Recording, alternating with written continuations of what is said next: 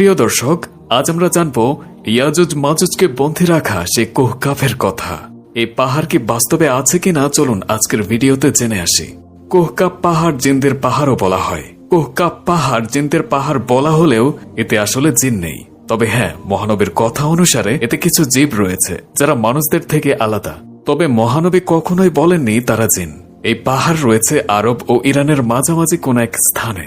মহানবী একদা ইরশাদ করিলেন, আমি মেরাজে সেই স্থানে গিয়েছিলাম, যাতে রয়েছে অদ্ভুত দেখতে কিছু জীব।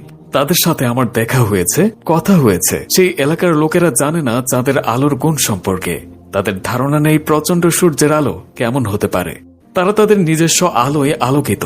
এরা এমন এক পাহাড়ে অবস্থিত যাতে যেতে হলে পুরো 4 মাস অন্ধকারে হাঁটতে হবে। এই পাহাড় পুরো পৃথিবীকে চারপাশ থেকে ঘিরে রেখেছে, এমন ভাবে চারদিক থেকে বন্ধনী তৈরি করে রেখেছে যেমন ভাবে একটা হাতের স্পর্শে আংটি থাকে। প্রিয় দর্শক, এই পাহাড়ে রয়েছে আবে হায়াত। এই আবে হায়াতের পানি পান করলে মানুষের হায়াত বৃদ্ধি পায়। যদিও এর কোনো ব্যাখ্যা নেই। জালালউদ্দিন রুমি তার একটি বইয়ে লিখেন, হযরত জুলকারনাইন এই পাহাড়ে গিয়েছিল এবং এই পাহাড়ে তিনি ইয়াজুজ মাজুজকে বন্দী করেছেন। কিন্তু আজও কেউ জানে না এই ইয়াজুজ মাজুজ কি আদৌ এখানে আছে। এই পাহাড়ের পাখিগুলো হয় অনেক বড়, এত বড় যে এরা একটি হাতিকে পায়ে করে এক জায়গা থেকে অন্য জায়গায় উড়িয়ে নিয়ে যেতে পারে। মাশা আল্লাহ, কত বড় নিয়ামত। মহানবী সাল্লাল্লাহু আলাইহি ওয়াসাল্লাম এই পাহাড় সম্পর্কে বলেছেন, এই পাহাড়ে কেবল তারাই প্রবেশ করতে পারে যারা হযরত হুদ আলাইহিস সালামের অনুসারী। হযরত জুলকারনাইন এই পাহাড়ে প্রবেশ করতে পারেনি।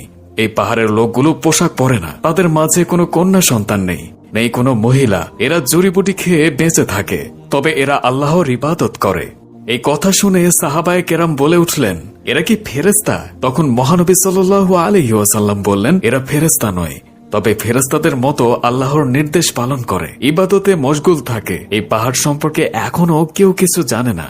এই পাহাড় এখনো বিজ্ঞানের বাইরে। বিজ্ঞানের কোনো সূত্র দিয়ে এই পাহাড়ের বর্ণনা দেয়া যায় না।